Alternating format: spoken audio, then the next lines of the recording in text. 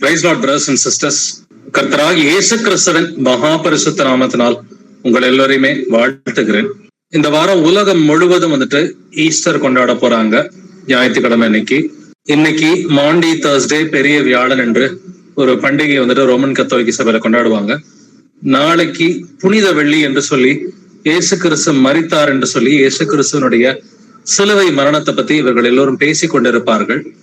அதே போல ஞாயிற்றுக்கிழமை இயேசு கிறிஸ்து உயிர்த்தார் என்று சொல்லி இது எல்லாம் வேதத்துல இருக்கிற விஷயங்கள் தான். பட் இயேசு கிறிஸ்து வருடா வருடம் அவர் மரிக்கிறாரா, வருடா வருடம் அவர் உயிர்க்கிறாரா அப்படின்னு சொல்லி பார்த்தோம்னா நிச்சயமா இல்ல. அவர் ஒரு முறை நமக்காக மரித்தார், ஒரு முறை உயிர்த்தார் என்பதை நம்ம பாக்குறோம். இயேசு கிறிஸ்து எப்பொழுதும் ஜீவனுள்ள தேவனா இருக்கிறார். நான் மரித்தேன், ஆனாலும் சதா காலங்களில் ஜீவிக்கிறேன் என்று இயேசு கிறிஸ்து சொல்லி இருக்கிறார். ஒரு முறை நமது பாவங்களுக்காக மரித்தார், அவர் ஒரு முறை உயிர்த்தார். வருஷா வருஷம் அவர் புனித வெள்ளி அன்னைக்கு அவர் மரிக்கிறதும் கிடையாது, வருஷா வருஷம் ஈஸ்டர் அன்னைக்கு அவர் உயிர்க்கிறதும் கிடையாது. சோ இந்த மாதிரி உலகம் முழுவதும் இந்த குளிரும் இல்லாம அனலும் இல்லாம இருக்கிற பின்வாங்கி போகிய கிறிஸ்தவர்களில் அநேகர் வேதத்தை கைவிட்டாலும் நம்மை ஆவியானவர் வேதத்திற்கு கீழ்ப்படியும்படி ஒவ்வொரு முறையும் எச்சரிக்கிறார். எப்படி வேத வாக்கியங்களை கீழ்ப்படியாதபடிக்கு நம்ம ஜாக்கிரதையா இருந்து கீழ்ப்படிவது எப்படி நாம் எச்சரிக்கையா இருக்க வேண்டும் என்பதை குறித்து நம்ம இன்னைக்கு ஆராய்ந்து பார்க்கலாம். வாசிக்கலாம். மார்க் 13ஆம் அதிகாரம் வசனம் 23. மார்க் 13:23. நீங்களோ எச்சரிக்கையாயிருங்கள், இதோ எல்லாவற்றையும் முன்னதாக உங்களுக்கு அறிவித்திருக்கிறேன். நீங்களோ எச்சரிக்கையாயிருங்கள், இதோ எல்லாவற்றையும் முன்னதாக உங்களுக்கு அறிவித்திருக்கிறேன் என்று இயேசு கிறிஸ்து சொல்றார். இது மார்க் 13ஆம் அதிகாரத்துல எழுதியிருக்குது. மார்க் 13ஆம் அதிகாரத்துலதான் கடைசி காலத்திற்கான எச்சரிப்பு குறித்து இயேசு கிறிஸ்து பேசுறார். இது மத்தேயு 24லயும் கடைசி காலத்துக்கான எச்சரிப்புகளை கர்த்தர் கொடுத்திருக்கிறாரு. லூக்கா 21ஆம் அதிகாரத்தையும் கடைசி காலத்துக்கான எச்சரிப்புகளை கொடுத்திருக்கிறாரு. இந்த கடைசி காலத்தில் வாழ்பவர்களுக்கு கர்த்தர் என்ன சொல்கிறார்? நீங்களோ எச்சரிக்கையா இருங்கள், இதோ எல்லாவற்றையும் முன்னதாக உங்களுக்கு அறிவித்திருக்கிறேன். இயேசு கிறிஸ்து நமக்கு எல்லாவற்றையுமே முன்னதாக அறிவித்திருக்கிறார். அவருடைய வேத வாக்கியங்களை ஆராய்ந்து பார்க்கிறதுக்கு பல விதத்துல கர்த்தர் என்று நமக்கு உதவி செய்கிறார். அதுல நிறைய வெளிப்பாடுகளை இயேசு கிறிஸ்து நமக்காக கொடுத்திருக்கிறாரு. அவருடைய பலத்தினால, அவருடைய கிருபையினால, அவருடைய பரிசுத்த ஆவியின் வல்லமையினால இன்னைக்கு எவ்வளவு காரியங்களை நாம் அறிந்து வைத்திருக்கிறோம். 2ஆம் வருகையை குறிச்சு அதற்கான அடையாளங்கள் என்ன, 2ஆம் வருகைக்குரிய காலகட்டத்தை வெளிப்படுத்தி இருக்கிறாரு. சோ இயேசு கிறிஸ்துவின் வருகைக்கு முன்னாடி என்னென்ன காரியங்களும் நடக்க போகுது, 1000 வருட அரசாட்சி எப்படி இருக்க போகிறது, இப்படி அநேக காரியங்களை இயேசு கிறிஸ்து வெளிப்படுத்தி இருந்தாலும் அவர் எதிர்பார்ப்பது ஒன்றே ஒன்றுதான். நாம் பாவங்களை விட்டோய்ந்து பரிசுத்தம் உள்ளவர்களா இருக்க வேண்டும். நம்ம எல்லா பாவத்தையும் விட்டுட்டு பரிசுத்தம் உள்ளவர்களா இருக்க வேண்டும். அதனாலதான் கர்த்தர் சொல்றாரு, நீங்களோ எச்சரிக்கையா இருங்கள், இதோ எல்லாவற்றையும் முன்னதாக உங்களுக்கு அறிவித்திருக்கிறேன். வாசிக்கலாம். 2 பேதுரு 1 அதிகாரம் 10வது வசனம். 2 Peter 1:10. ஆகையால் சகோதரரே, உங்கள் அழைப்பையும் தெரிந்து கொள்ளுதலையும் உறுதியாக்கும்படி ஜாக்கிரதையாயிருங்கள். இவைகளை செய்தால் நீங்கள் ஒரு காலம் இடறி விழுவதில்லை. ஆமென். சகோதரரே, உங்கள் அழைப்பையும் தெரிந்து கொள்ளுதலையும் உறுதியாக்கும்படி ஜாக்கிரதையாயிருங்கள். கர்த்தர் உங்களை அழைத்திருக்கிறார் நித்திய ஜீவனுக்காக. நம் எல்லோரையுமே அழைத்திருக்கிறார். நம்முடைய அழைப்பையும் தெரிந்து கொள்ளுதல், தெரிந்து கொள்ளப்பட்டவர்கள் என்று வேதம் சொல்கிறது. சோ அவருடைய சபையாகிய மனவாட்டியை கர்த்தர் தெரிந்து கொள்ளப்பட்டவர்கள் என்றும் சொல்கிறார். உங்கள் அழைப்பையும் தெரிந்து கொள்ளுதலையும் உறுதியாக்கும்படி ஜாக்கிரதையாயிருங்கள். அப்ப கர்த்தர் இந்த 2 வசனத்திலையும் எச்சரிக்கையாயிருங்கள், ஜாக்கிரதையாயிருங்கள் என்று நமக்கு எழுதி இருக்கிறார். யாருக்கு சொல்றாருன்னா அவருடைய சபையாருக்கு தான் சொல்றாரு. ஏன்னா கடைசி காலங்களில் பெரிய ஒரு வஞ்சனை இருக்கும் என்று இயேசு கிறிஸ்து பேசி இருக்கிறார். கடைசி கால சபையின் பெயர் லவோதிக்கியா சபை என்று எழுதி இருக்கிறது. மத்தேயு 24ஆம் அதிகாரம், மார்க் 13ஆம் அதிகாரம், அதே போல லூக்கா 21ல மீண்டும் மீண்டும் கர்த்தர் எச்சரிக்கிற ஒரு பெரிய அடையாளம் அது வஞ்சனை என்று கர்த்தர் பேசி இருக்கிறார். கள்ள உபதேசங்களும் வஞ்சனையும் சோ இது இருக்கும். இதற்கு நீங்க தப்பும்படி மிகவும் ஜாக்கிரதையாக எச்சரிக்கையாக இருங்கள் அப்படின்னு கர்த்தர் மீண்டும் மீண்டும் சத்தியத்தை அறிஞ்சுகிட்டவங்களையும் அவருடைய சபையையும், அவரால் தெரிந்து கொள்ளப்பட்டவர்கள், அவரால் அழைக்கப்பட்டவர்களை மீண்டும் மீண்டும் நீங்க கரெக்டா இருங்கப்பா, ஜாக்கிரதையா இருங்கப்பா, பரிசுத்தமா இருங்கப்பா, எப்படி உங்களுடைய உறுதியிலிருந்து விலகாதபடிக்கு எச்சரிக்கையா இருங்கள் அப்படின்ற ஒரு எச்சரிப்பை மீண்டும் மீண்டும் கர்த்தர் கொடுத்துக்கிட்டு தான் இருக்கிறாரு. இந்த வசனங்கள் எல்லாத்துலயுமே பாத்தீங்கன்னா எச்சரிக்கை அல்லது ஜாக்கிரதை ஏதாவது ஒரு வார்த்தை வந்துட்டு கர்த்தர் கொடுத்து நம்ம எப்பொழுதும் எச்சரிக்கையா இருக்க வேண்டும் என்று கர்த்தர் விரும்புகிறார். இப்ப நாம இன்னைக்கு சத்தியத்தை தெரிஞ்சுக்கிட்டோம். சத்தியத்தை தெரிஞ்சுக்கிட்டு அநேக பாவங்களை விட்டு இன்னைக்கு கர்த்தர் பின்னாடி நம்ம ஓடிக்கிட்டு இருக்கிறோம். பட் இந்த உறுதியிலிருந்து விலகாதபடிக்கு எச்சரிக்கையா இருக்கணும். ஏன்னாக்க 12 பேர்லயும் ஒருவன் யூதாசு இருந்தான். ஆதி சபைகள்லயும் ஒரு அனனியா சப்பரா இருந்தாங்க. இந்த மாதிரி வந்துட்டு யூதாசை பார்த்து மீதி 11 பேர் அவங்க பின்வாங்கி போகல. அனனியா சப்பராவை பார்த்து யாருமே பின்வாங்கி போகல. நாமளுமே வந்துட்டு நம்மளை சுத்தி ஏதாவது 1-2 பேட் எக்ஸாம்பிள்ஸ் இருக்கிறதுக்கு வாய்ப்புகள் உண்டு. சோ அந்த தவறான மாதிரிகளை பார்த்து நாம என்றுமே நம்முடைய உறுதியிலிருந்து விலகாதபடிக்கு எச்சரிக்கையாக இருக்க வேண்டும். வாசிக்கலாம் 2 யோவான் 1:8 வசனம். 2 John 1:8. உங்கள் செய்கைகளின் பலனை இழந்து போகாமல் பூரண பலனை பெறும்படிக்கு எச்சரிக்கையாயிருங்கள். ஆமென். உங்கள் செய்கைகளின் பலனை இழந்து போகாமல் பூரண பலனை பெறும்படிக்கு எச்சரிக்கையா இருங்கள். நீங்க கர்த்தருக்காக என்ன செஞ்சாலும் அதற்கு ஒரு பலன் இருக்கிறது, ஒரு பூரண பலன் இருக்கிறது. அந்த பூரண பலனை பெறும்படிக்கு நீங்கள் எச்சரிக்கையா இருங்கள் என்று கர்த்தர் மீண்டும் மீண்டும் நம்ம எச்சரிக்கிறார். சத்தியத்துல நடக்கிறவங்களை பார்த்து, அவருடைய பிள்ளைகளை பார்த்துதான் கர்த்தர் மீண்டும் மீண்டும் எச்சரிக்கையாயிருங்கள், ஜாக்கிரதையாயிருங்கள், உங்களுடைய பலனை வந்துட்டு இழந்து போயிடாதீங்க அப்படின்ற ஒரு எச்சரிப்பை கொடுக்கிறார். வாசிக்கலாம் எபிரேயர் 6:12 வசனம். Hebrews 6:12. உங்களுக்கு நம்பிக்கையின் பூரண நிச்சயம் உண்டாகும்படி நீங்கள் யாவரும் முடிவு பரியந்தம் அப்படியே ஜாக்கிரதையை காண்பிக்க வேண்டும் என்று ஆசையாய் இருக்கிறோம். ஆமென். நீங்கள் யாவரும் முடிவு பரியந்தம், இந்த முடிவு பரியந்தம் இந்த வார்த்தையை நம்ம மறக்க கூடாது. முடிவு பரியந்தம் நிலை நிற்பவனே ரட்சிக்கப்படுவான் என்று கர்த்தர் சொல்லி இருக்கிறார். இந்த எபிரேயர் 6:12 நீங்கள் யாவரும் முடிவு பரியந்தம் அப்படியே ஜாக்கிரதையை காண்பிக்க வேண்டும் என்று ஆசையா இருக்கிறோம். முடிவு பரியந்தம் என்ன பண்ணணுமா? ஜாக்கிரதையாய் இருக்க வேண்டும். ஜாக்கிரதையாய் இருந்து கர்த்தருடைய வசனங்களுக்கு நாம் கீழ்ப்படிய வேண்டும். வாசிக்கலாம் லூக்கா 11:35, லூக் 11:35. ஆகையால் உன்னில் உள்ள வெளிச்சம் இருள் ஆகாதபடிக்கு எச்சரிக்கையாயிரு. ஆமென். உன்னில் உள்ள வெளிச்சம் இருள் ஆகாதபடிக்கு எச்சரிக்கையாயிரு. நம்ம 1 தெசலோனிக்கர் 5:அதிகாரத்துல வாசிக்கிறோம், நாம் எல்லோருமே வெளிச்சத்தின் பிள்ளைகள் என்று எழுதி இருக்கிறது. சோ வெளிச்சத்தின் பிள்ளைகளுக்கு அவருடைய வருகையின் காலகட்டத்தை கர்த்தர் உணர்த்துவார். அது வந்துட்டு இருளின் பிள்ளைகளுக்கு தான் தெரியாது. வெளிச்சத்தின் பிள்ளைகளுக்கு கர்த்தர் தன்னுடைய வருகையின் ரகசியங்களை வெளிப்படுத்துவார் என்பதை நம்ம வாசிச்சிருக்கிறோம். இந்த வசனத்துல இயேசு கிறிஸ்துவே சொல்றாரு, உன்னில் உள்ள வெளிச்சம் இருள் ஆகாதபடிக்கு எச்சரிக்கையாயிரு அப்படின்னு சொல்றாரு. நாம இன்னைக்கு வெளிச்சத்தின் பிள்ளைகளா இருக்கிறோம், பகலின் பிள்ளைகளா இருக்கிறோம், அவருடைய வசனத்தின் வெளிச்சத்தை கொண்டு நடக்கிற பிள்ளைகளா இருக்கிறோம். பட் கர்த்தர் கொடுக்கிற எச்சரிப்பு என்னது? எதுவுமே இருள் ஆகாதபடிக்கு எச்சரிக்கை ஆயிரு அப்படிங்கிறார். நமக்கு சுவிசேஷம் நல்லாவே தெரியும். அப்ப நாம் இதுவரைக்கும் கேட்ட வசனங்கள்ல உறுதியாய் நடக்கும்படிக்கு நாம் எப்பொழுதும் வசனத்தை கவனிக்கிற பிள்ளைகளா இருக்கணும். என்ன சூழ்நிலை வந்தாலும், ஒரு பிரச்சனை வந்தாலும், இல்ல ஒரு நெருக்கம் வந்தாலும், வந்துட்டு ஒரு போராட்டம் வந்தாலும், ஒரு உபத்திரவம் வந்தாலும், ஒரு சோதனை வந்தாலும், எப்பொழுதுமே வசனத்தை கொண்டு சிந்திக்கிற பிள்ளைகளா, வசனத்தை கொண்டு பேசுகிற பிள்ளைகளாய் நாம் இருக்கணும். நம்முடைய காரியங்களை வசனத்தை கொண்டு நிதானிக்கிற பிள்ளைகளா இருக்கணும். வாசிக்கலாம் எபிரேயர் 2:1, Hebrews 2:1. ஆகையால் நாம் கேட்டவைகளை விட்டு விலகாதபடிக்கு அவைகளை மிகுந்த ஜாக்கிரதையாய் கவனிக்க வேண்டும். ஆமென். நாம் கேட்டவைகளை விட்டு விலகாதபடிக்கு அவைகளை மிகுந்த ஜாக்கிரதையாய் கவனிக்க வேண்டும். சோ இதுவரைக்கும் நம்ம எவ்வளவோ வசனங்களை நம்ம கேட்டிருக்கிறோம். நிறைய வந்துட்டு உபதேசங்களை கர்த்தர் நமக்கு கொடுத்திருக்கிறார். நாம் கேட்டவைகளை விட்டு விலகாதபடிக்கு அவைகளை மிகுந்த ஜாக்கிரதையாய் கவனிக்க வேண்டும். போராட்டம் இருக்கலாம், உபத்திரவம் இருக்கலாம், சோதனை இருக்கலாம். சில நேரங்களில் நாம் தவறு செய்யும் பொழுது கர்த்தர் நம்மை சிட்சிக்கலாம். எதுவா இருந்தாலும் நாம் கேட்ட வசனங்களை விட்டு விலகாதபடிக்கு அவைகளை மிகுந்த ஜாக்கிரதையாய் கவனிக்க வேண்டும் என்று கர்த்தர் இந்த வசனத்துல நம்ம எச்சரிக்கிறார்.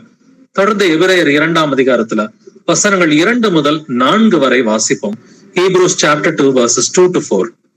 ஏனெனில் தேவதூதர் மூலமாய் சொல்லப்பட்ட வசனத்திற்கு விரோதமான எந்த செய்கைக்கும் கீழ்ப்படியாமைக்கும் நீதியான தண்டனை வரத்தக்கதாக அவர்களுடைய வசனம் உறுதிப்படுத்தப்பட்டிருக்க, முதலாவது கர்த்தர் மூலமாய் அறிவிக்கப்பட்டு பின்பு அவரிடத்தில் கேட்டவர்களாலே நமக்கு உறுதியாக்கப்பட்டதும் அடையாளங்களினாலும் அற்புதங்களினாலும் பலவிதமான பலத்த செய்கைகளினாலும் தம்முடைய சித்தத்தின்படி பகிர்ந்து கொடுத்த பரிசுத்த ஆவியின் வரங்களினாலும் தேவன் தாமே சாட்சி கொடுத்ததுமாயிருக்கிற இவ்வளவு பெரிதான ரட்சிப்பை குறித்து நாம் கவலையற்று இருப்போமானால் தண்டனைக்கு எப்படி தப்பித்துக் கொள்வோம்?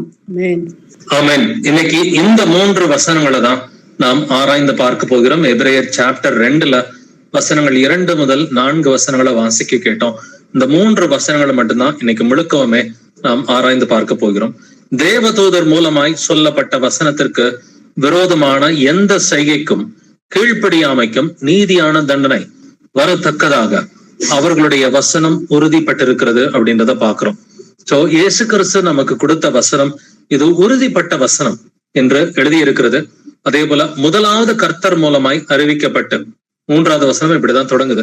சோ இயேசு கிறிஸ்து தான் இந்த ரட்சிப்பின் சுவிசேஷத்தை நமக்கு அறிவித்தார். அதனாலதான் முதலாவது அப்படின்ற வார்த்தை இருக்குது. முதலாவது கர்த்தர் மூலமாய் அறிவிக்கப்பட்டு பின்பு அவரிடத்தில் கேட்டவர்களாலே நமக்கு உறுதியாக்கப்பட்டதும்.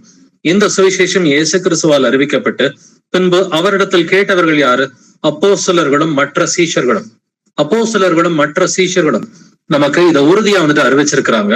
மேலும் 4வது வசனத்துல அடையாளங்களினாலும் அற்புதங்களினாலும் பலவித பலத்த செய்கைகளினாலும் இது உறுதியாக்கப்பட்டிருக்குது அப்படின்னு வேதம் சொல்லுது. நிறைய அற்புதங்கள் அடையாளங்களை இயேசு கிறிஸ்து செய்திருக்கிறார். நிறைய அற்புதங்கள் அடையாளங்களை அப்போஸ்தலர்களும் மற்ற சீஷர்களும் செய்திருக்கிறார்கள். நம்முடைய கூட இன்றைக்கு நமது காலகட்டத்திலே நிறைய அடையாளங்களும் அற்புதங்களும் இயேசு கிறிஸ்துவின் சுவிசேஷத்து நிமித்தமா அவருடைய நாமத்து நிமித்தமா நடந்து கொண்டிருக்கிறது.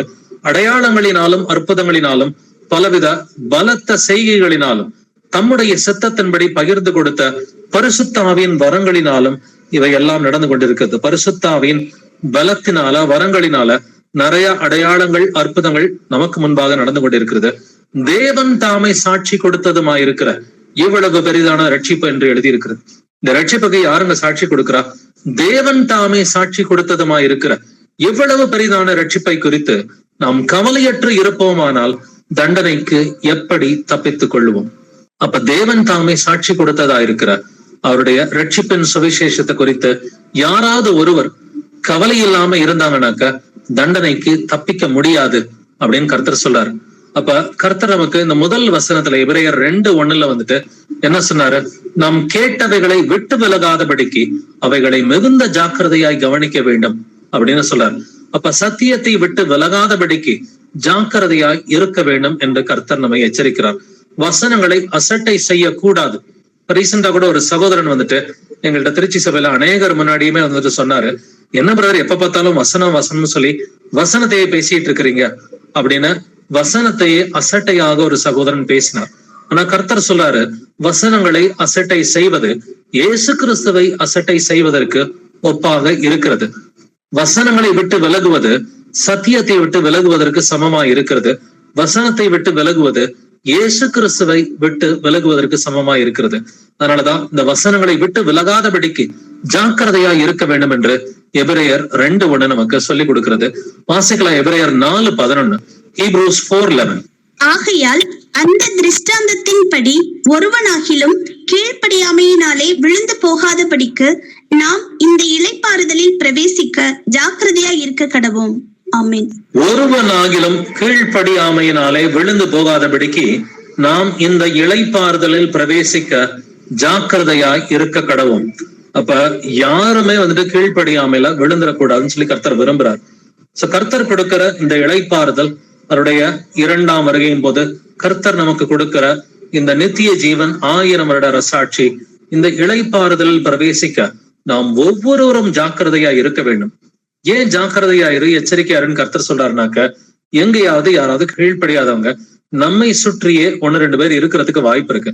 மெஜாரிட்டி நம்மை சுற்றி கீழ்ப்படுகிறவர்களா இருந்தாலும் 12 சீஷர்கள்ல ஒருவன் யூதாசா தான் இருந்தான் இல்லைங்களா? 12 அப்போஸ்தலர்கள் ஒருவன் அவன் யூதாசா இருந்தான்.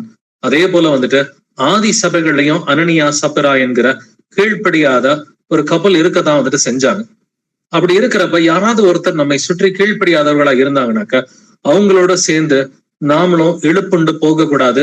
அந்த மாயத்திலே வர்ணபாவம் இழுப்புண்டு போனான் என்று வேதம் சொல்கிறது போல அதுல ஒருவருடைய மாயத்துல இன்னொருவர் இழுக்கப்பட்டு போகக்கூடாது. அதனாலதான் கர்த்தர் வந்துட்டு ஒருவனாகிலும் கீழ்ப்படியாமையினாலே விழுந்து போகாதபடிக்கு நாம் இந்த இளைப்பாறுதலில் பிரவேசிக்க ஜாக்கிரதையாய் இருக்க கடவோம் என்று நம்ம எச்சரிக்கிறார். இதுக்கு அடிப்படை பாத்தீங்கன்னா நம்முடைய இருதயம் மட்டும்தான். கீழ்ப்படிகிறதுக்கும் சரி, கீழ்ப்படியாததுக்கும் சரி, அடிப்படை நம்முடைய இருதயமாக இருக்கிறது. வாசிக்கலாம் நீதிமொழிகள் 4:23, Proverbs 4:23.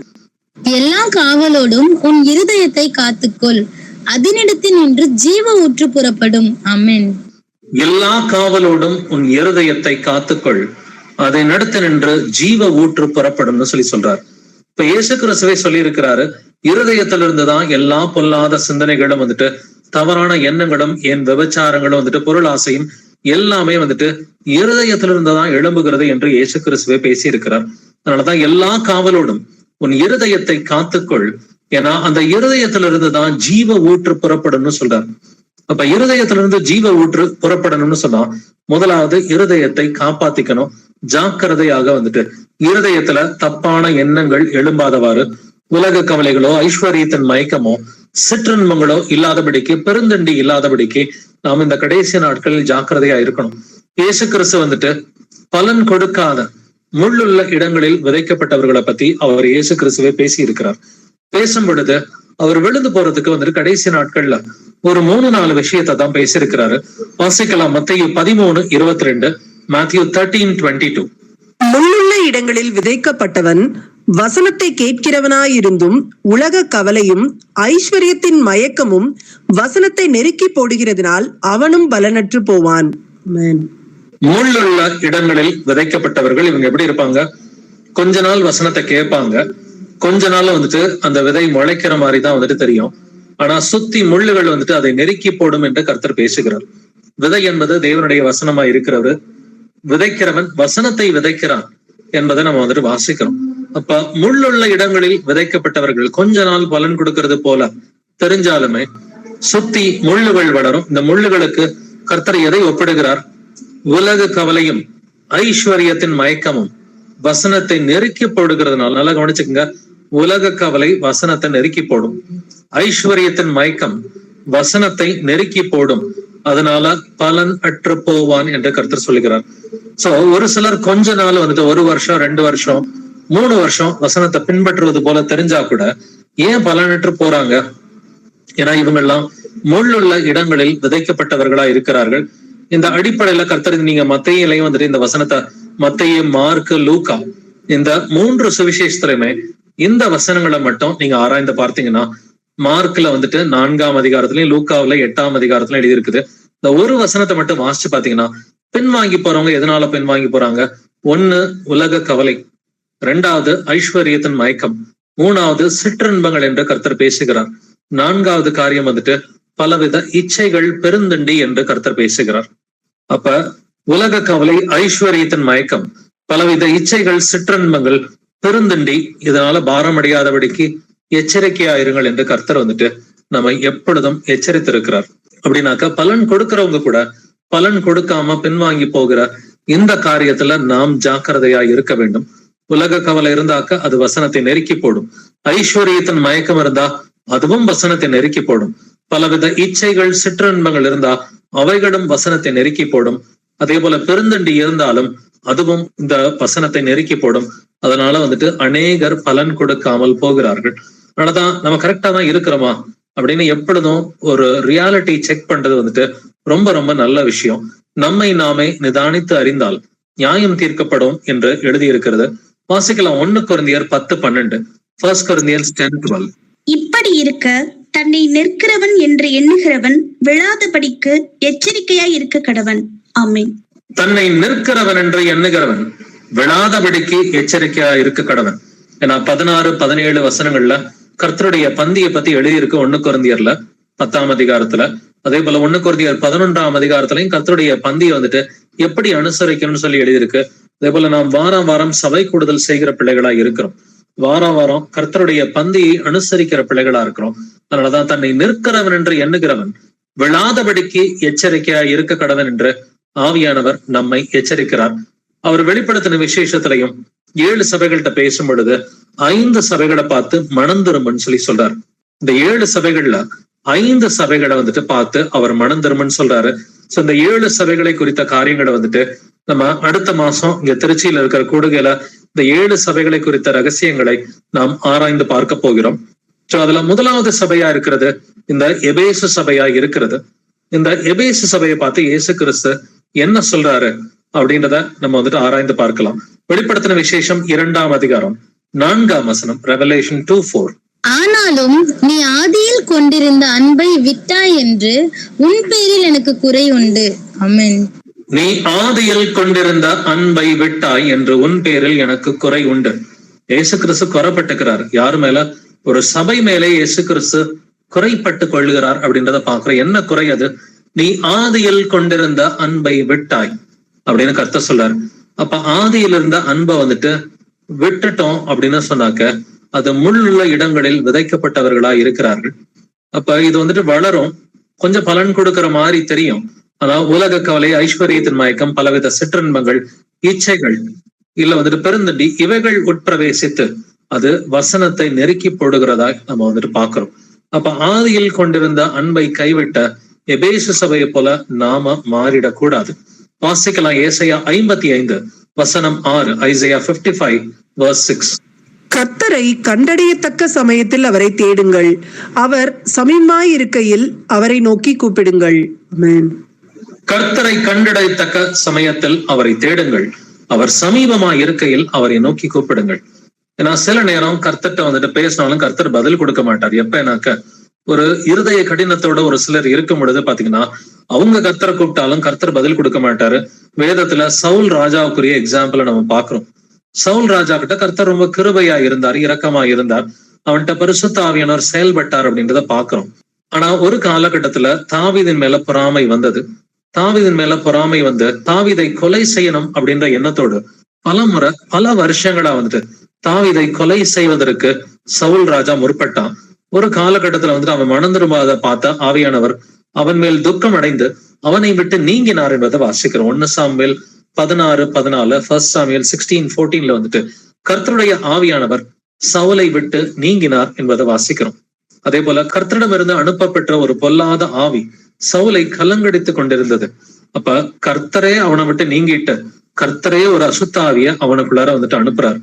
கடைசி நேரத்துல வந்துட்டு அவன் மரிக்கும் முன் கர்த்தர்ட்ட வந்துட்டு பேசுவதற்கு பல முறை வந்துட்டு முற்படுறான். ஆனா கர்த்தர்ட்ட இருந்து எந்த பதிலுமே வந்துட்டு வரல. அதனாலதான் கர்த்தர் சொல்றாரு, கர்த்தரை கண்டடையத்தக்க சமயத்தில் அவரை தேடுங்கள், அவர் சமீபமா இருக்கையில் அவரை நோக்கி கூப்பிடுங்கள். அப்ப நம்ம எல்லோருக்குமே கர்த்தர் எச்சரிப்பாக தான் இந்த வசனங்களை கொடுக்கிறார். சில நேரம் நம்ம தப்பு பண்ணும் பொழுது நம்மை அவர் சிட்சிப்பது நல்ல ஒரு காரியமா தான் இருக்குது. நம்ம மனம் திரும்பணும், நம்ம குணப்படணுன்றதுக்காக தான் அவர் நம்மை சிட்சிக்கிற நல்ல தகப்பனா இருக்கிறார். வாசிக்கலாம் வெளிப்படுத்தின விசேஷம் 3:19, ரெவலேஷன் 3:19. நான் நேசிக்கிறவர்கள் எவர்களோ அவர்களை கடிந்து கொண்டு சிட்சிக்கிறேன், ஆகையால் நீ ஜாக்கிரதையா இருந்து மனம் திரும்பு. ஆமென். நான் நேசிக்கிறவர்கள் எவர்களோ அவர்களை கடிந்து கொண்டு சிட்சிக்கிறேன், ஆகையால் நீ ஜாக்கிரதையா இருந்து மனம் திரும்பு அப்படின்ற விஷயத்த கர்த்தர் சொல்றாரு. இயேசு கிறிஸ்து யார் யாரை நேசிக்கிறாரோ அவர்களை வந்துட்டு சிட்சிக்கிறாரு, ஒரு டிசிப்ளின் பண்றாரு, கரெக்ஷன் பண்றாரு. அதனால நீ ஜாக்கிரதையா இருந்து மனம் திரும்புன்னு சொல்லி கர்த்தர் வந்துட்டு மனம் திரும்ப சொல்லிதான் அவர் எல்லாரையுமே அழைக்கிற தேவனா இருக்கிறார். அதனாலதான் எபிரேயர் 2:1 நாம் கேட்டவைகளை விட்டு விலகாதபடிக்கு அவைகளை மிகுந்த ஜாக்கிரதையாய் கவனிக்க வேண்டும் என்று கர்த்தர் இந்த வசனங்களை ஜாக்கிரதையாக கவனிக்க சொல்கிறார். அதே போல வந்துட்டு 2வது வசனத்துல தேவதூதர் மூலமாய் சொல்லப்பட்ட வசனத்திற்கு விரோதமான எந்த செய்கைக்கும் கீழ்ப்படியாமைக்கும் நீதியான ஒரு தண்டனை இருக்குது. ஏன்னா இது கர்த்தர் மூலமாக முதலாவது அறிவிக்கப்பட்டது. பின்பு அப்போஸ்தலர்கள் கர்த்தராலே யாரெல்லாம் வந்துட்டு கர்த்தர்கிட்ட இருந்து நேரடியா கேட்டு தெரிஞ்சுக்கிட்டாங்களோ அப்போஸ்தலர்களால சீஷர்களாக வந்துட்டு அவர்களால் அறிவிக்கப்பட்டு சாட்சி கொடுக்கப்பட்டு வந்துட்டு நிறைய அற்புதங்கள் அடையாளங்கள் மூலமா கர்த்தர் தாமே சாட்சி கொடுத்ததா இருக்கிற இந்த மகா பரிதான ரட்சிப்பை குறித்து நாம் கவலையற்று இருப்போமானால் தண்டனைக்கு எப்படி தப்பித்துக் கொள்ள முடியும்?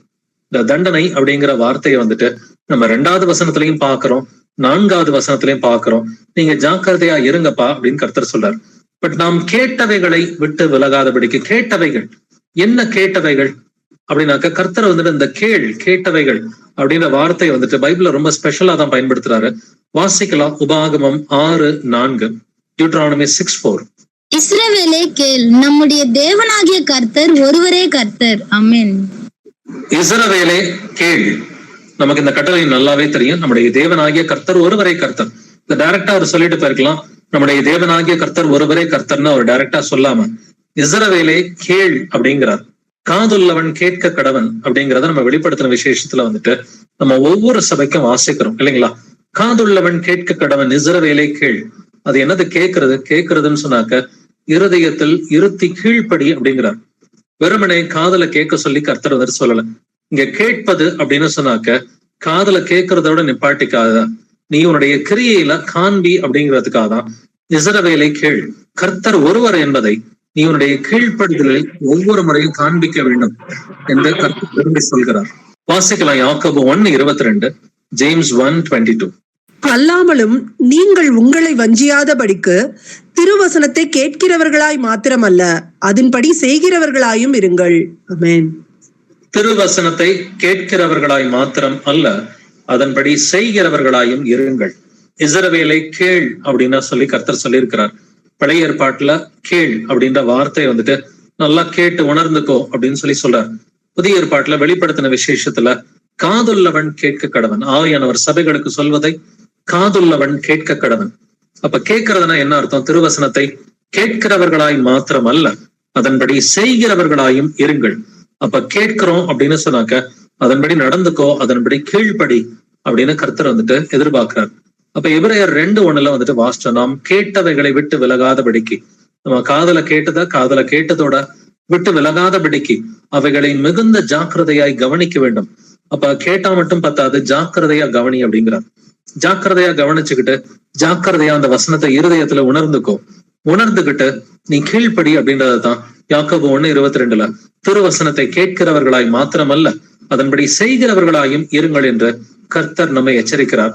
வாசிக்கலாம் சங்கீதம் 119 வசனம் 105, Psalm 119 verse 105. உம்முடைய வசனம் என் கால்களுக்கு தீபமும் என் பாதைக்கு வெளிச்சமுமா இருக்கிறது. ஆமென். ஆமென். உம்முடைய வசனம் என் கால்களுக்கு தீபமும் என் பாதைக்கு வெளிச்சமுமாய் இருக்கிறது.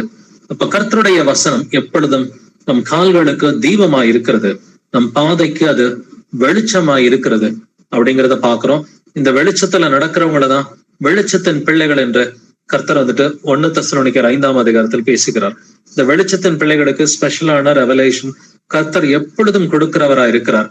அப்ப இஸ்ரவேலை கேள், திருவசனத்தை கேட்கிறவர்களாய் மாத்திரமல்ல, அதன்படி செய்கிறவர்களாய் இருக்கணும்னு சொல்லி கர்த்தர் சொல்றார்.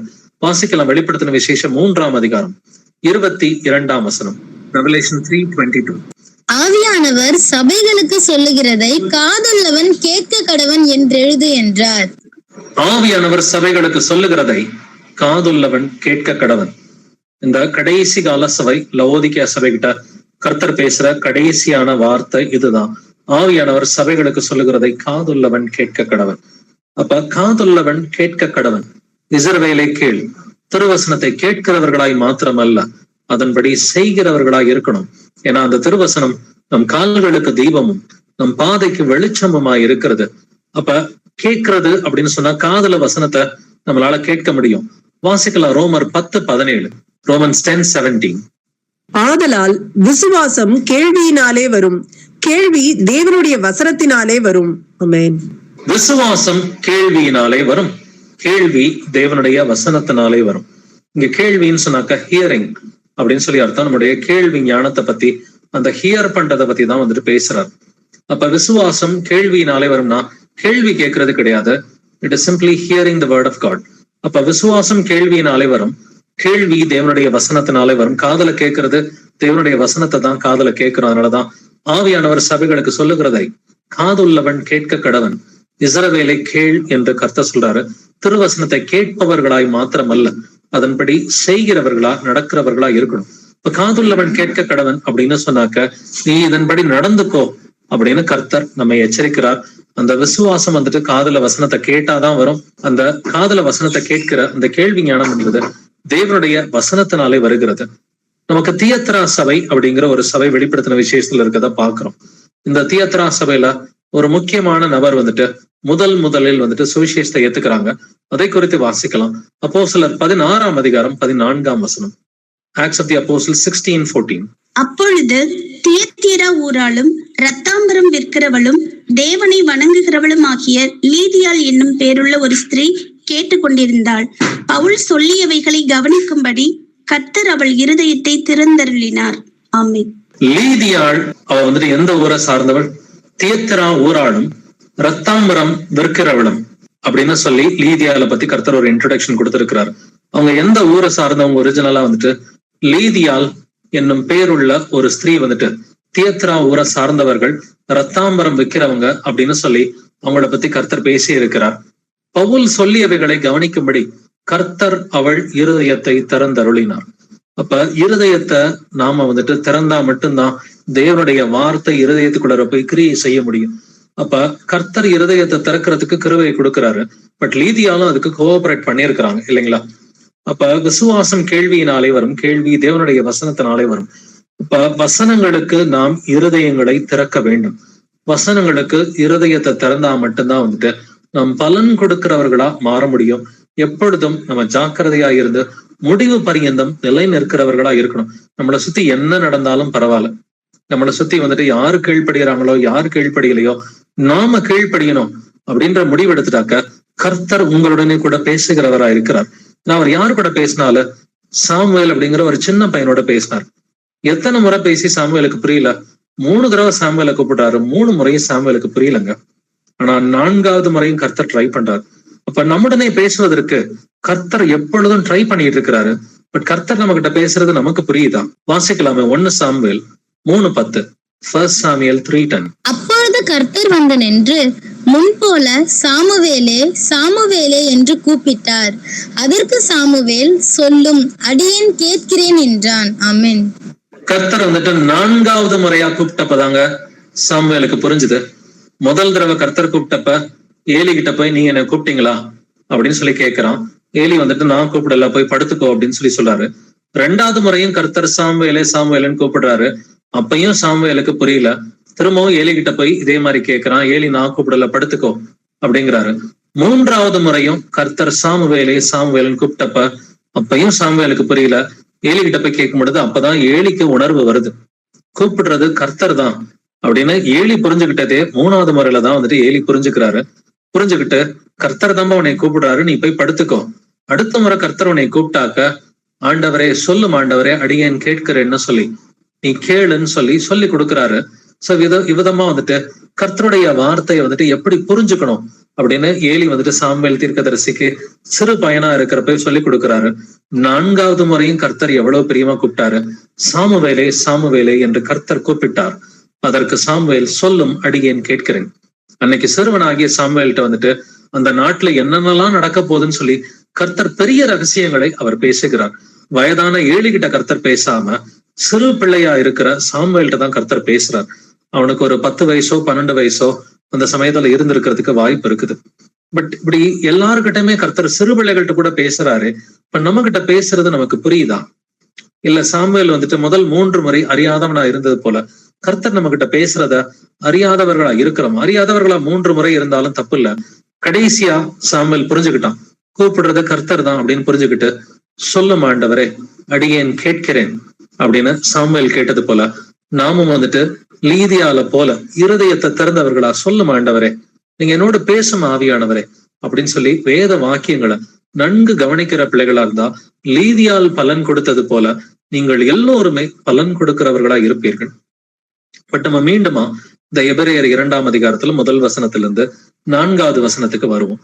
இதுல 4வது வசனத்துல அடையாளங்களினாலும் அற்புதங்களினாலும் பலவிதமான பலத்த செய்கைகளினாலும் தம்முடைய சித்தத்தின்படி பகிர்ந்து கொடுத்த பரிசுத்தாவின் வரங்களினாலும் தேவன் தாமே சாட்சி கொடுத்ததுமாய் இருக்கிற இவ்வளவு பெரிதான ரட்சிப்பை குறித்து நாம் கவலையற்று இருப்போமானால் தண்டனைக்கு எப்படி தப்பித்துக் கொள்வோம்.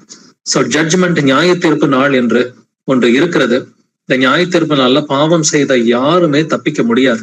அவங்க எவ்வளவுதான் ரொம்ப இன்டெலிஜென்ட்டா இருந்து தன்னை சுத்தி இருக்கிறவங்களை ஏமாத்தினாலுமே இந்த தண்டனை தீர்ப்புக்கு பாவம் செய்தவர்கள் தப்பிக்கவே முடியாது.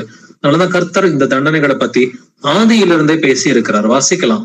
என்னாகும் 15ஆம் அதிகாரம் வசனங்கள் 30 முதல் 31 வரை. Numbers chapter 15 verses 30 to 31. அன்றியும் தேசத்திலே பிறந்தவர்களிலாகிலும் அந்நியர்களிலாகிலும் எவனாவது துணிகரமாய் யாதொன்றை செய்தால் அவன் கர்த்தரை நிந்திக்கிறான். அந்த ஆத்துமா தன் ஜனத்தாரில் இராதபடிக்கு அறுப்புண்டு போக வேண்டும். அவன் கர்த்தரின் வார்த்தையை அசட்டை பண்ணி அவர் கற்பனையை மீறினபடியால் அந்த ஆத்துமா அறுப்புண்டு போக வேண்டும்.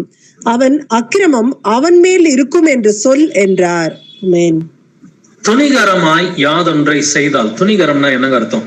கட்டளை தெரிந்தும் நான் அப்படிதான் செய்வேன் அப்படின்னு வசனத்தை நல்லா தெரிஞ்சுமே வசனத்துக்கு மீறி போவது எப்படிப்பட்ட பாவம்? இது துணிகரமான பாவம் என்று கர்த்தர் சொல்கிறார். இப்ப வசனம் தெரியாம தப்பு பண்றத கர்த்தர் வந்துட்டு மன்னிச்சிருவார். அறியாமையில் உள்ள காலங்களை தேவன் காணாதவர் போல் இருக்கிறார். துணிகரமான பாவம் என்பது குறிப்பா போதிக்கிறவங்க வந்துட்டு பாவம் செஞ்சாங்கன்னா அது துணிகரமான பாவம் தான். அது கட்டட சபையா இருந்தாலும் பரவாயில்ல, வீட்டு சபையா இருந்தாலும் போதிக்கிறவர்கள் பாவம் செய்தால் அது துணிகரமான பாவமாக தான் இருக்கிறது. துணிகரமாக யாதொன்றை செய்தால் அவன் கர்த்தரை நிந்திக்கிறான் என்று எழுதியிருக்கிறது. கர்த்தரை எப்படிங்க நிந்திக்க முடியும்? டைரக்டா நிந்திக்கிறது கிடையாது. வசனம் தெரிஞ்சும் நான் அதுக்கு கீழ்ப்படிய மாட்டேன்னு சொல்லி துணிகரமா பாவம் செஞ்சா அது கர்த்தரை நிந்திப்பது என்று எழுதியிருக்கிறது. அந்த ஆத்துமா தன் ஜனத்தாரில் இராதபடிக்கு அறுப்புண்டு போக வேண்டும். அப்ப ஜனத்தாரில் இராதபடிக்கு பழைய ஏற்பாட்டுல ஜனத்தார்னு சொன்னாக்க இஸ்ரவேல் ஜனத்தார், புதிய ஏற்பாட்டுல ஜனத்தார் என்று சொன்னாக்க அது சபையை தான் குறிக்குது.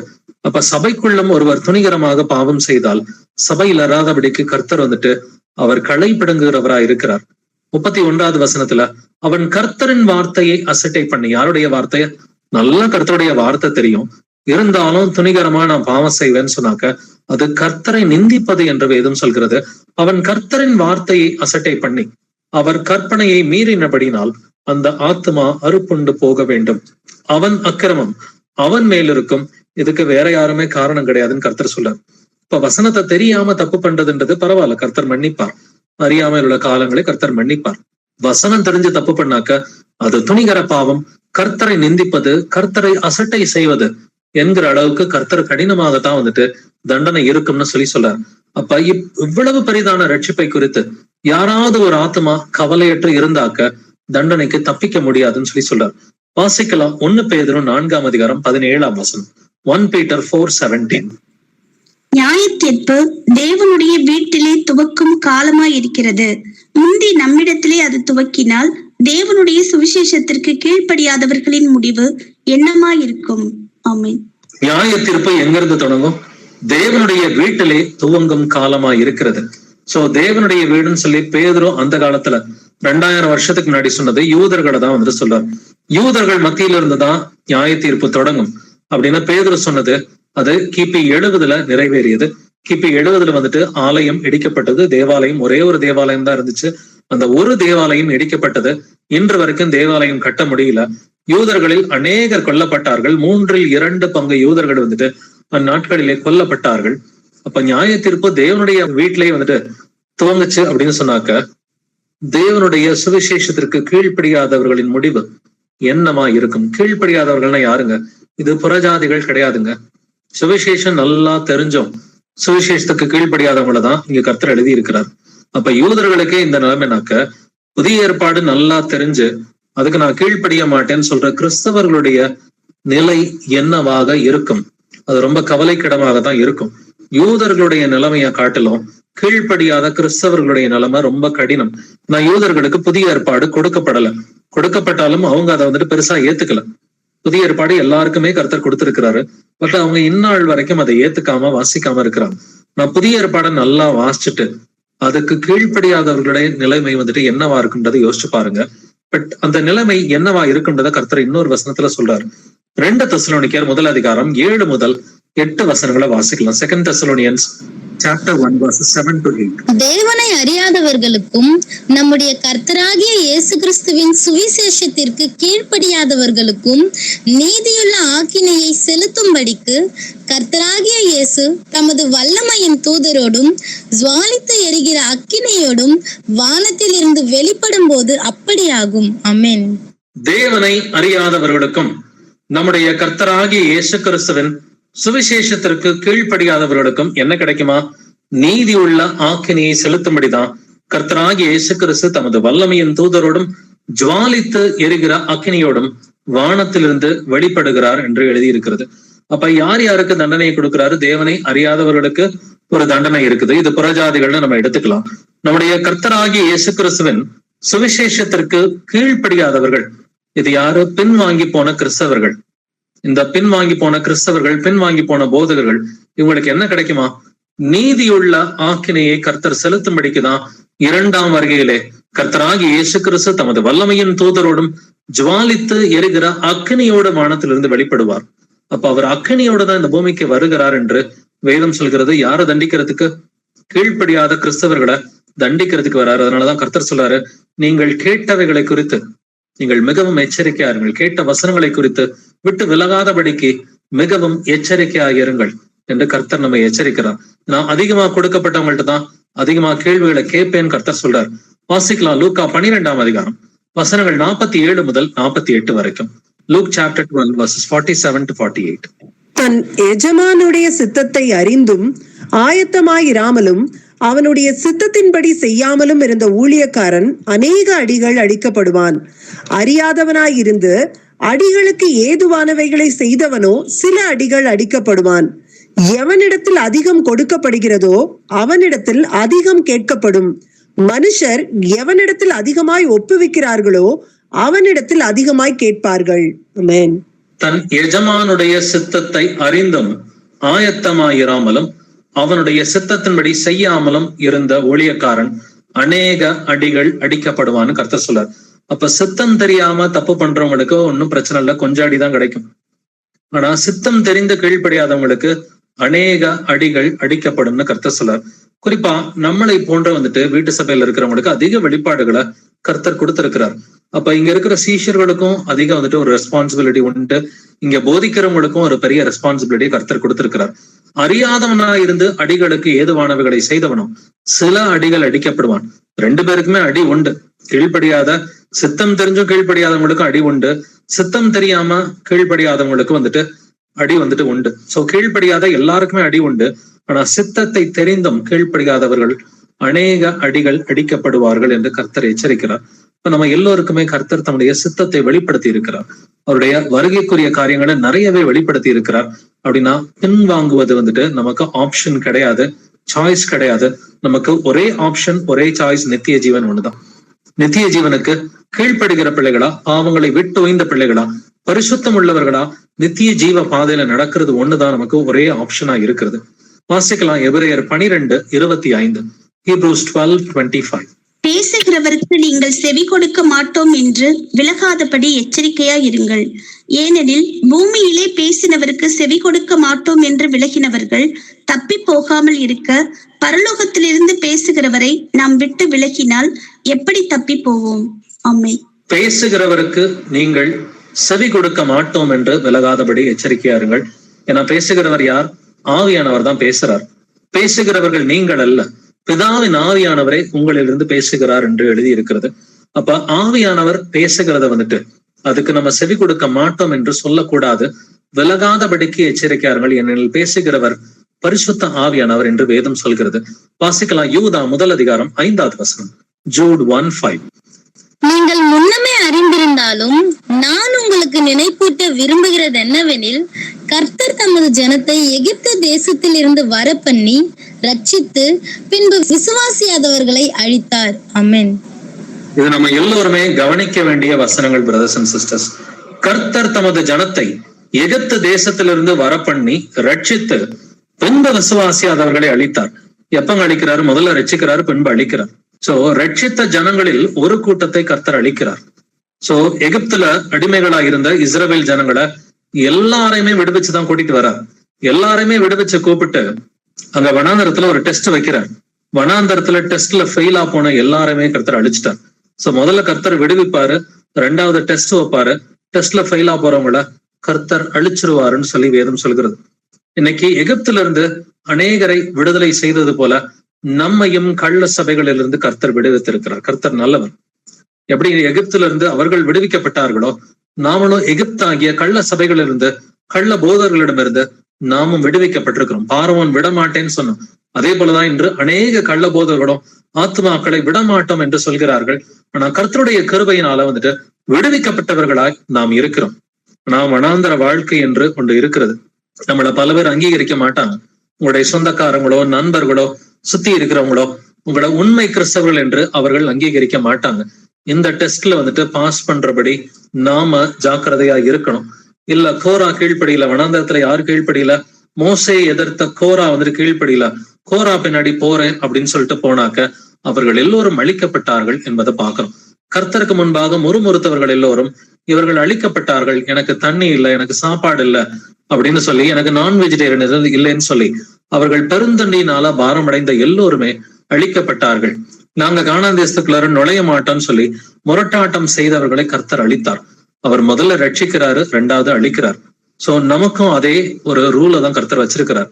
நம்மளை எகிப்து என்கிற இந்த கள்ள சபைகளில் இருந்து கர்த்தர் விடுவித்து கூட்டிட்டு வந்திருக்கிறார். இன்னைக்கு ஒரு வனாந்தர வாழ்க்கையில நாம் எல்லோருமே இருக்கிறோம்.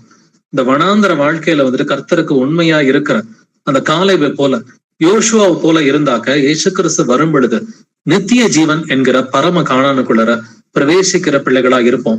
கர்த்தர் முதல்ல ரட்சிப்பாரு, பின்பு அழிப்பார். இதுக்கு நடுவுல ஒரு டெஸ்ட் இருக்கும். இன்னைக்கு அந்த டெஸ்ட் நம்ம எல்லோருக்குமே இருக்குது. நம்மளை சுத்தியே 1-2 பேர் கீழ்ப்படியாதவர்களா இருக்கலாம். விழுந்து போறவங்க விழுந்து போகட்டும். பட் நாம வந்துட்டு கர்த்தருக்கு உண்மையா இருக்க வேண்டும், பரிசுத்தம் உள்ளவர்களா இருக்கணும். ஏன்னா இது எவ்வளவு பெரிதான ரட்சிப்பு என்று கர்த்தர் எழுதி இருக்கிறார். ஏன் இவ்வளவு பெரிதான ரட்சிப்பு? தேவன் தாமே சாட்சி கொடுத்ததுமா இருக்கிற எவ்வளவு பெரிதான ரட்சிப்பை என்று கர்த்தர் பேசுகிறார். தேவன் தாமே சாட்சி கொடுத்த எவ்வளவு பெரிய ரட்சிப்பை குறித்து நம்ம கவலை இல்லாம இருந்தாக்க தண்டனைக்கு தப்பவே முடியாது. வாசிக்கலாம் அப்போஸ்தலர் 4:12, ஆக்ட்ஸ் 4:12. அவராலே அன்றி வேறொருவராலும் ரட்சிப்பு இல்லை. நாம் ரட்சிக்கப்படும்படிக்கு வானத்தின் கீழெங்கும் மனுஷர்களுக்குள்ளே அவருடைய நாமமே அல்லாமல் வேறொரு நாமம் கட்டளையிடப்படவும் இல்லை என்றான். ஆமென். அவராலே அன்றி வேறொருவராலும் ரட்சிப்பு இல்லை. இயேசு கிறிஸ்துவினால் அன்றி வேறொருவராலும் ரட்சிப்பு இல்லை என்று எழுதியிருக்கிறது. இயேசு கிறிஸ்துவின் நாமமே அல்லாமல் வேறொரு நாமத்தில் ரட்சிப்பு நமக்கு இல்லை. இப்ப இயேசு கிறிஸ்துவின் நாமம் தரிக்கப்பட்ட பிள்ளைகளா இருக்கிறோம் அப்படின்னாக்க சுவிசேஷத்தை நம்ம எல்லோருமே சீஷர்களா இருந்து பிரசங்கம் பண்றோம், நல்லதுதான். ஆனா பிரசங்கம் பண்ணா மட்டும் பத்தாது. அந்த சுவிசேஷத்துக்கு கீழ்ப்படுகிறவர்களாக நாம் இருக்க வேண்டும். வசனத்தை போதிச்சா மட்டும் பத்தாது, வசனத்துக்கு கீழ்ப்படுகிற சீஷர்களா இருந்து போதிக்க வேண்டும் என்று கர்த்தர் விரும்புகிறார். மற்றவர்களுக்கு பிரசங்கம் பண்ணுகிற நான் தானே ஆகாதவனாய் போகாதபடிக்கு என் சரீரத்தை ஒடுக்கி கீழ்ப்படுத்துகிறேன் என்று வசனம் சொல்கிறது. நம்ம எல்லோருமே வந்துட்டு வசனத்தை போதிக்கிற சீஷர்களா இருக்கிறோம். அப்ப அந்த சுவிசேஷத்தை குறிச்சு நம்ம வெட்கப்படாம போதிக்கிறது மட்டும் இல்லாம அந்த வசனங்களுக்கு கீழ்ப்படுகிறவர்களா இருக்க வேண்டும். ரோமர் 1:16 கிறிஸ்துவின் சுவிசேஷத்தை குறித்து நான் வெட்கப்படேன் என்று பவுல் சொல்றான். இன்னைக்கு நாமளுமே வந்துட்டு இயேசு கிறிஸ்துவின் சுவிசேஷத்தை குறித்து வெட்கப்படாமல் போதிக்கிற பிள்ளைகளா இருக்கணும். முன்பு யூதர்களும் பின்பு கிரேக்கர்களும் விசுவாசிக்கிறவன் எவனோ அவனுக்கு ரட்சிப்பு உண்டாவதற்கு அது தேவ பலனா இருக்கிறது. சோ சுவிசேஷம் வந்துட்டு ரட்சிப்பு உண்டாவதற்கு தேவ பலனா இருக்கிறது. இந்த ரட்சிப்பின் சுவிசேஷத்துல அடிப்படை இயேசு கிறிஸ்து எனது பாவங்களுக்காக சிலுவையிலே மரித்து அடக்கம் பண்ணப்பட்டு அவர் 3ஆம் நாளில் உயிர் தெழுந்தார். இயேசு கிறிஸ்துவின் சிலுவை மரணமும் அவருடைய உயிர் தெழுதலும் இந்த ரட்சிப்பின் சுவிசேஷத்திற்கு அடிப்படையாக இருக்கிறது. இப்ப இயேசு கிறிஸ்துவை நமக்காக உயிரை கொடுத்திருக்கிறாரே, இவ்வளவு பெரிதான ரட்சிப்பை குறித்து நம்ம கவலை இல்லாம இருக்கலாமா? இருக்கக்கூடாது. நம்ம ஜாக்கிரதையா இருந்தா மட்டும்தான் நமக்கு ரட்சிப்பு நித்திய ஜீவன் என்று கர்த்தர் வந்துட்டு பேசுகிறார். வாசிக்கலாம் ஏசாயா 53:5, ஐசையா 53:5. நம்முடைய மீறுதல்களின் நிமித்தம் அவர் காயப்பட்டு நம்முடைய அக்கிரமங்களின் நிமித்தம் அவர் நொறுக்கப்பட்டார். நமக்கு சமாதானத்தை உண்டு பண்ணும் ஆக்கினை அவர் மேல் வந்தது. அவருடைய தழும்புகளால் குணமாகிறோம். நம்முடைய மீறுதல்களின் நிமித்தம் இயேசு கிறிஸ்து காயப்பட்டார். நம்முடைய அக்கிரமங்களின் நிமித்தம் இயேசு கிறிஸ்து நொறுக்கப்பட்டார். நமக்கு சமாதானத்தை உண்டு பண்ணும் ஆக்கினை இயேசு கிறிஸ்துவின் மேல் விழுந்தது. அவருடைய தழும்புகளால் நாம் குணமாகிறோம் என்று ஏசாயா சொல்லியிருக்கிறான். நம்முடைய மீறுதல்களுக்காக தான் இயேசு கிறிஸ்து காயப்பட்டார். அப்ப நம்முடையன்னு சொல்றதை காட்டிலும் இன்னும் கொஞ்சம் பர்சனலைஸ்டா போய் என்னுடைய மீறுதலுக்காக தான் இயேசு கிறிஸ்து காயப்பட்டார், என்னுடைய அக்கிரமங்களுக்காக தான் இயேசு கிறிஸ்து நொறுக்கப்பட்டார், எனக்கு சமாதானத்தை உண்டு பண்ணும் ஆக்கினை இயேசு கிறிஸ்துவின் மேல் விழுந்தது, இயேசு கிறிஸ்துவின் தழும்புகளால எனக்கு சுகம் இருக்குதுன்னு சொல்லி இன்னமும் வந்துட்டு சுவிசேஷத்துக்கு பயந்து நடுங்கி கீழ்ப்படுகிற பிள்ளைகளா இருக்கணும். வசனத்தை ஒருவரும் அசட்டை செய்யக்கூடாதுன்றத கர்த்தர் விரும்புறார். யோவான் 14:6 இயேசு கிறிஸ்து சொல்றாரு, நானே வழியும் சத்தியமும் ஜீவனுமாய் இருக்கிறேன், என்னாலே அல்லாமல் ஒருவனும் பிதாவினிடத்தில் வர நான் மட்டும்தான் வழி அப்படிங்கிறார். நான் மட்டும்தான் சத்தியம், நான் மட்டும்தான் ஜீவன். அப்ப எவ்வளவு பெரிதான ரட்சிப்பை குறித்து நம்ம கவலை இல்லாம இருக்கலாமா? இருக்கக்கூடாது. நம்முடைய மீறுதல்களுக்காக இயேசு கிறிஸ்து காயப்பட்டிருக்கிறார். நம்முடைய அக்கிரமங்களுக்காக இயேசு கிறிஸ்து நொறுக்கப்பட்டிருக்கிறாரு. அவருடைய தழும்புகளால் இன்றும் நமக்கு சுகம் இருக்கிறது. இந்த ரட்சிப்பு வந்துட்டு எப்படிப்பட்ட ரட்சிப்பு அப்படின்றத நம்ம வந்துட்டு வாசிக்கலாம். எபேசியர் 2:8 வாசிக்கலாம். எபேசியன்ஸ் 2:8. கிருபையினாலே விசுவாசத்தை கொண்டு ரட்சிக்கப்பட்டீர்கள். இது உங்களால் உண்டானதல்ல, இது தேவனுடைய ஈவு. ஆமென். கிருபையினாலே விசுவாசத்தை கொண்டு ரட்சிக்கப்பட்டீர்கள். நம்ம எப்படிங்க ரட்சிக்கப்படுறோம்? விசுவாசத்தை கொண்டுதான் ரட்சிக்கப்படுகிறோம். இந்த விசுவாசம் நமக்கு கிருபையினால அளிக்கப்படுறது. கிருபையினாலே விசுவாசத்தை கொண்டு ரட்சிக்கப்பட்டீர்கள். இது உங்களால் உண்டானது அல்ல, இது தேவனுடைய ஈவு. நான் பைபிள் படிச்சேன், நான் ஜெபம் பண்ணேன், நான் கீழ்ப்படிஞ்சேன் அப்படின்னு ஒருவரும் பெருமை பாராட்டாதபடிக்கு இது கிரியைகளினால் உண்டானது அல்ல, இது கிருபையினாலே விசுவாசத்தை கொண்டு நமக்கு ரட்சிப்பை கர்த்தர் அருளி இருக்கிறார். இயேசு கிறிஸ்துவின் குற்றமில்லாத இரத்தத்தினால கழுவப்பட்ட பிள்ளைகளா இருக்கிறோம். 1 பேதுரு 1:19 வாசிக்கும் பொழுது, குற்றமில்லாத மாசற்ற ஆட்டுக்குட்டி ஆகிய கிறிஸ்துவின் விலையேறப்பட்ட இரத்தத்தினாலே மீட்கப்பட்டீர்கள் என்று அறிந்திருக்கிறீர்களே. நம்ம மீட்கப்பட்டது குற்றமில்லாத மாசற்ற ஆட்டுக்குட்டி ஆகிய இயேசு கிறிஸ்துவின் விலையேறப்பெற்ற இரத்தத்தினாலே மீட்கப்பட்டிருக்கிறோம். அந்த விலையேறப்பட்ட இரத்தத்திற்கு பாத்திரவான்களா நடந்துக்கணும். ஓகே, தப்பு பண்ணிட்டோமா? முதல்ல ஒத்துக்கிறதுக்கு பழகணும். ஏசப்பா தெரியாம தப்பு பண்ணிட்டேன், இல்ல நான் செஞ்சது ரைட்டு தான் சொல்லி என்னைக்கு சாதிக்கிறோமோ அன்னைக்கு வசனத்தை விட்டு நம்ம விலகி போறோம். நம்ம குற்றம் செய்யறதோ, பாவம் செய்யறதோ, தப்பு செய்யறதோ தெரியாம பண்ணிட்டோம்னா கர்த்தர் நம்மை மன்னிக்கிறவரா இருக்கிறார். நம்ம தெரியாம பண்ணிட்டு ஏசப்பா என்னை மன்னிச்சிருக்க ஆண்டவரே, இனிமேட்டு செய்ய மாட்டேன், இந்த வசனத்தை அறிஞ்சும் நான் தப்பு பண்ணிட்டேன் தான், உண்மைதான், எனக்கு தெரியும் இந்த வசனம், நான் இருந்தாலும் நான் மீறி தப்பு பண்ணிட்டேன், என்ன மன்னிச்சிருங்க ஆண்டவரேன்னு சொல்லி முதல்ல பாவத்தை அக்னாலேஜ் பண்ற பிள்ளைகளா இருக்கணும். பாவத்தை அக்னாலேஜ் பண்ண மாட்டேன் அப்படின்னு சொன்னாக்க இருதயம் கடினப்பட்டு போகும். மனசாட்சியில் சூடுண்ட பொய்யர் என்ற வேதம் சொல்கிறது போல மனசாட்சியில் சூடுண்ட பொய்யரை போல ஒரு சிலர் மாறிடுவாங்க. அதனாலதான் இயேசு கிறிஸ்துவின் ரத்தத்தினால கழுவப்பட்டோம்ன்றத ஒரு நாளும் மறக்க கூடாது. வாசிக்கலாம். கொலோசையர் 1:14. கொலோசியன்ஸ் 1:14. அவருக்குள் அவருடைய இரத்தத்தினாலே பாவ மன்னிப்பாகிய மீட்பு நமக்கு உண்டாயிருக்கிறது. ஆமென். அவருக்குள் அவருடைய இரத்தத்தினாலே பாவ மன்னிப்பாகிய மீட்பு நமக்கு உண்டாயிருக்கிறது. நமக்கு பாவ மன்னிப்பாகிய மீட்பு எப்படிங்க உண்டாயிருக்கிறது? இயேசு கிறிஸ்துவின் இரத்தத்தினாலதான் உண்டாயிருக்கு.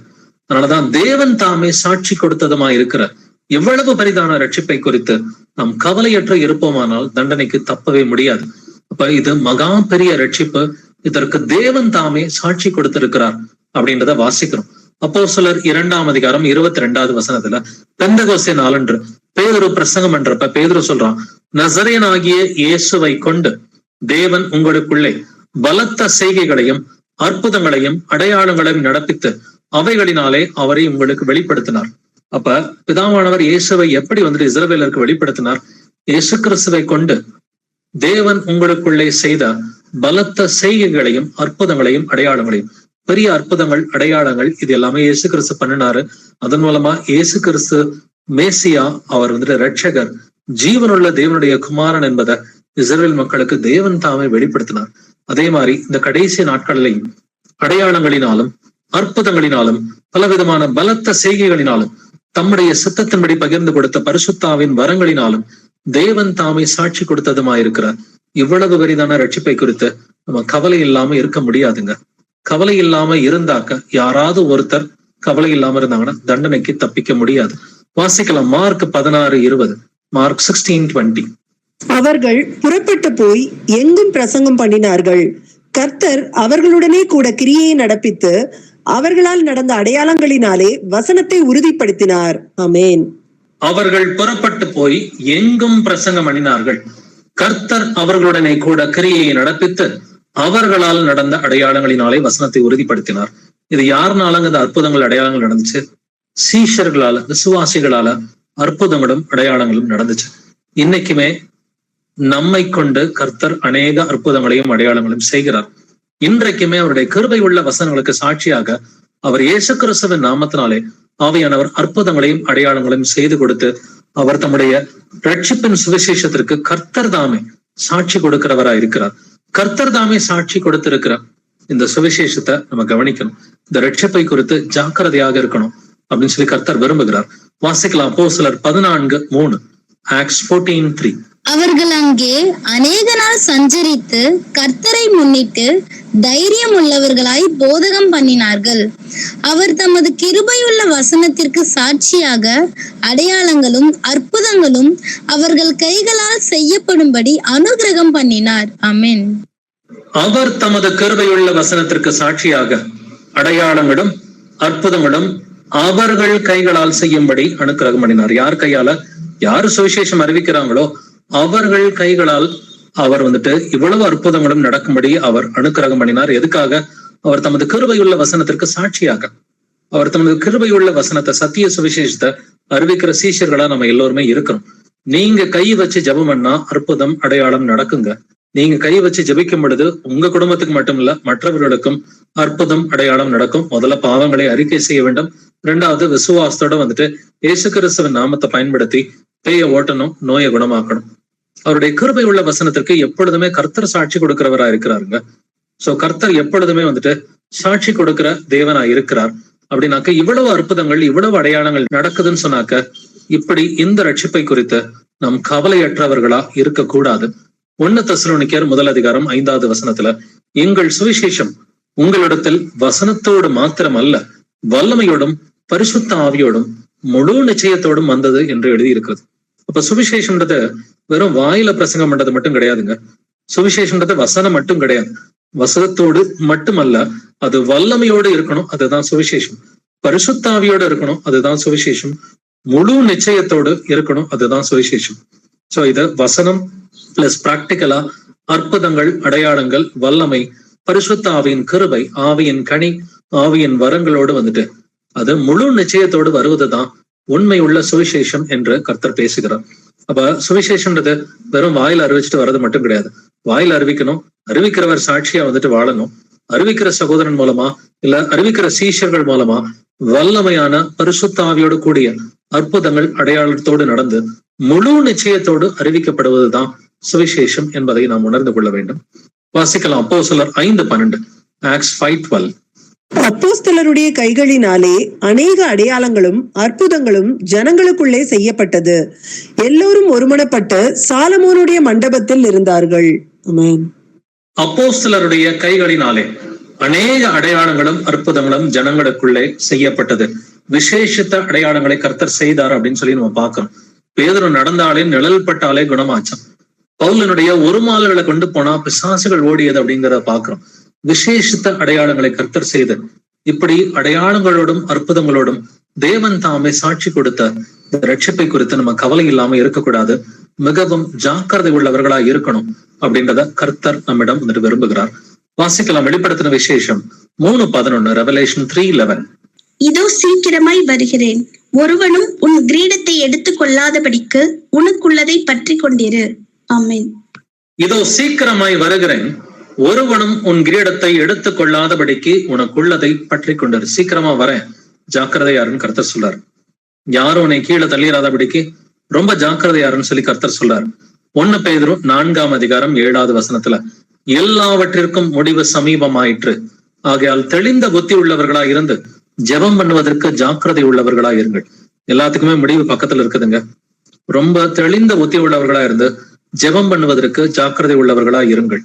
நீங்க பிரைவேட்டா பிரேயர் பண்ணுங்க, ஃபேமிலியா பிரேயர் பண்ணுங்க, இல்ல சபையா 4 பேர் 5 பேர் 10 பேர்னு சேர்ந்து நீங்க ஜெபம் பண்ணுங்க.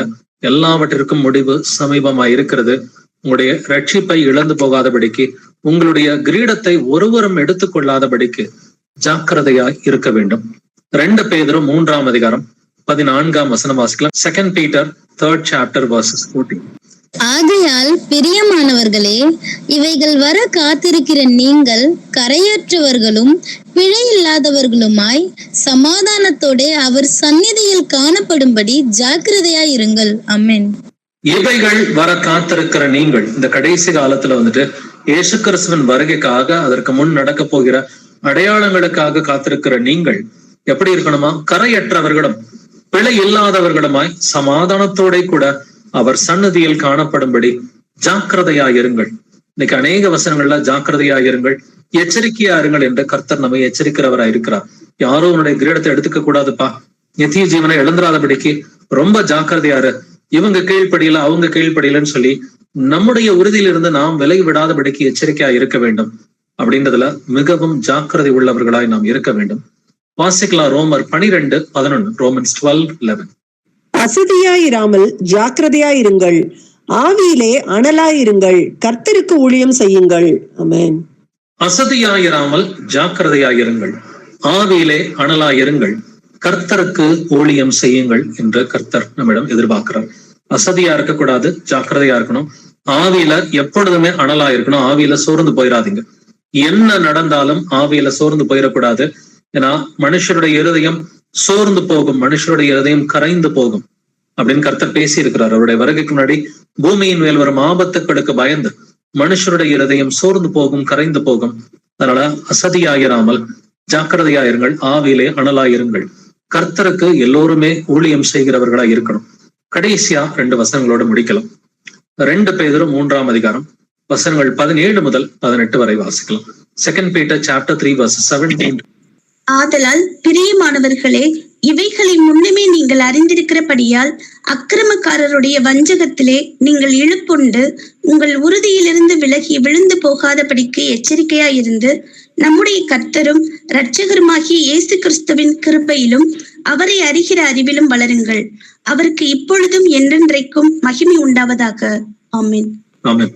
இவைகளை முன்னமே நீங்கள் அறிந்திருக்கிறபடியால், கடைசி நாட்கள்ல என்ன நடக்கும், வஞ்சகம் எப்படி இருக்கும் அப்படின்றதான் நீங்க எல்லாமே தெரிஞ்சிருக்கிறீங்க. கர்த்தருடைய வருகையை பத்தி, அதுக்கு முன்னாடி நடக்க போற அடையாளங்களை பத்தி நீங்க தெரிஞ்சு வச்சிருக்கிறீங்க. இவர்கள் எல்லாத்தையும் தெரிஞ்சிருக்கிறதுனால அக்கிரமக்காரருடைய வஞ்சகத்திலே நீங்கள் இழுப்புண்டு உங்கள் உறுதியிலிருந்து விலகி விழுந்து போகாதபடிக்கு எச்சரிக்கையா இருந்து. ஒரு லெட்டர் முடிகிறது எப்படின்றத பாருங்க.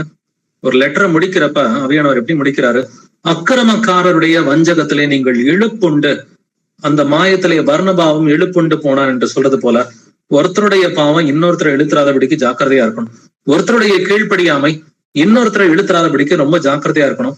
அக்கிரமக்காரருடைய வஞ்சகத்திலே நீங்கள் இழுப்புண்டு உங்கள் உறுதியிலிருந்து விலகி விழுந்து போகாதபடிக்கு எச்சரிக்கையா இருந்து நம்முடைய கர்த்தரும் இரட்சகருமாகிய இயேசு கிறிஸ்துவின் கிருபையிலும் அவரை அறிகிற அறிவிலும் வளருங்கள். அவருக்கு இப்பொழுதும் என்றென்றைக்கும் மகிமை உண்டாவதாக. ஆமென். சகோதரரே, உங்கள் அழைப்பையும் தெரிந்து கொள்ளுதலையும் உறுதியாக்கும்படி ஜாக்கிரதையாயிருங்கள் என்கிற இந்த வசனங்களை இன்னைக்கு கேட்டோம். உங்கள் செய்கைகளின் பலனை இழந்து போகாமல் பூரண பலனை பெறும்படிக்கு எச்சரிக்கையாருங்கள் அப்படின்ற வசனங்களை கேட்டோம். நாம் கேட்டவைகளை விட்டு விலகாதபடிக்கு அவைகளை மிகுந்த ஜாக்கிரதையாய் கவனிக்க வேண்டும் அப்படின்ற வசனங்களை கேட்டோம். சோ தேவதூதர் மூலமா அறிவிக்கப்பட்ட வசனமா இருக்கிறது. முதலாவது கர்த்தர் மூலமா அறிவிக்கப்பட்ட வசனம், பின்பு அவரிடத்தில் கேட்டவர்களாலே நமக்கு உறுதியாக்கப்பட்ட வசனமா இருக்கிறது. அடையாளங்களினாலும் அற்புதங்களினாலும் பலவித பலத்த செய்கைகளினாலும் தேவன் தாமே சாட்சி கொடுத்த இவ்வளவு பெரிதான ரட்சிப்பை குறித்து நாம் கவலையற்று இருப்போமானால் தண்டனைக்கு தப்பிக்க முடியாது. அப்படின்னாக்க நாம கீழ்ப்படியாதவங்க யாராவது கீழ்ப்படியாம போனா அவங்க போகட்டும். நம்ம எச்சரிப்பு கொடுத்தா அவங்க கீழ்ப்படியலன்னா ஒன்னும் பிரச்சனை இல்லை. அக்கிரமக்காரருடைய வஞ்சகத்திலே நீங்கள் இழுப்புண்டு உங்கள் உறுதியிலிருந்து விலகி விழுந்து போகாதபடிக்கு எச்சரிக்கையாக இருங்கள். நம்முடைய கர்த்தரும் இரட்சகரும் ஆகிய இயேசு கிறிஸ்துவின் கிருபையிலும் அவரை அறிகிற அறிவிலும் வளருங்கள். அவருக்கு இப்பொழுதும் என்றென்றைக்கும் மகிமை உண்டாவதாக. ஆமென். Praise God, brothers and sisters.